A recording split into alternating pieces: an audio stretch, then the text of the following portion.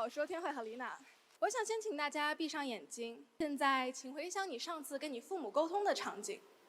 你当时想说些什么？你父母的态度是什么样的？你成功传达你的想法了吗？我想对很多人来说，跟父母沟通可能都是一件比较困难的事情。有时似乎只有吵架和逃避才是处理事情的唯一方法。我们还会用逃避可耻但有用的想法安慰自己，说代沟这个客观因素是没有办法给克服的。除了我们自己，我们周围的同事、同学，甚至我们自己的父母，也跟我们一样，好像也在逃避一些问题。我们还会觉得，如果对方能够更开明一点，更理解自己一点，更说话友善一点，那自己也不会这样逃避问题了。但真的是这样的吗？我们来看下面这句话：我只是想多睡一会儿，但他却一定要把我从床上拽起来。很耳熟，是不是？是不是很像我们在跟朋友吐槽时候会用的这种我只是他却的句式？那这种句式通常强调了对方的问题，并弱化了自己的问题。除了语言的措辞以外，我们在沟通时候烦躁、指责等语气也同样是一些我们可以改善的地方。当然，我不是说对方没有任何问题，只不过我们作为人类确实是会倾向于逃避自己的问题。在心理学上有一个术语叫做错误否认，我在心理学课上学过，它其实是一种心理的防御机制，而它的形成是为了避免情绪上的焦虑和痛苦。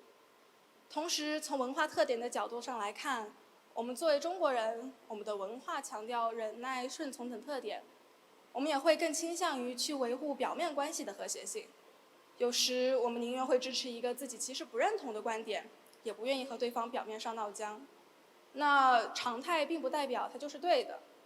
所以我把我在《社会心理学》这本书中学到的一些心理学内容和自己的经验，总结成了4个步骤，让大家可以从自己做起，慢慢地提高自己的沟通质量，不再让吵架和逃避成为沟通的代名词，让我们不用道德绑架或者1哭2闹3上吊的方法，也可以达成自己的沟通目的。第一步叫做知己，就是先了解自己，去想清楚自己的目的和目标是什么。拿择校或者填志愿这件事情来说，父母与我们之间的想法常常差了一个时代。我想象中的大学生活是除了学习之外，还能在课外的时间和志同道合的朋友一起去做许多有趣也有意义的事情。所以我在选大学的时候，会倾向于去选那些能够给我更多选择和可能的学校。但我的父母并不这么认为，他们更喜欢有名气、排名好看的学校。比如英国的大学，它在同等排名下录取率会更高。但是英国的学校，它3年只能读1个专业，所以好像如果之后我不在这个专业继续从事下去的话，这3年学的专业知识就有点浪费了。所以我的目的便是说服我的父母，让我不用花太多时间去准备这个并不适合我的地方的申请。这就涵盖了第2步，就是知彼，去了解对方，去了解你的父母、你的家人、你的沟通对象，去了解他们重视什么，他们可能会对你的目的有什么看法，他们经历过些什么。我的父母喜欢排名好看、有名气的学校，是他们自己就是从这样的学校里出来的。他们认为帮助过他们的经验可以同样帮助我，而我作为一个并没有什么社会经验的高中生，我并不足以为如此重要的未来做选择。当然，我知道他们并不会害我，但是他们也确实不知道我想要的是什么。这就到了第3步，规划，去构建自己和沟通对象之间的桥梁。在这一步中，我们可以总结前2步得到的一些信息，去选择合适的方式和方法去进行沟通。比如是委婉还是直接，这或许要取决于对方可能对你的目的的看法。比如，如果你知道他很可能会否认你的目的，那你可能就需要采取一个比较委婉的态度。而是理性还是感性，这或许要取决于对方的教育背景和思考习惯。有研究表明，教育背景丰富并且善于思考的人，会更容易被理性逻辑论据说服。那同样，沟通时候的渠道和情绪也是一些我们可以选择的东西。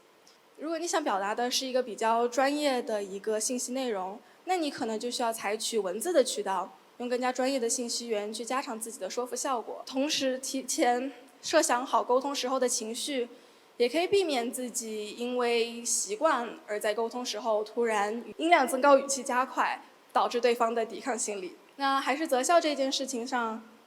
我知道我父母的出发点是为我好，但我也不能因为他们的选择而放弃为自己的未来做选择。同时，我也更清楚自己并不想去英国这样一个学业占比大还容易秃头的地方继续学习。所以我虽然作为孩子，我虽然并没有选择学校的经验，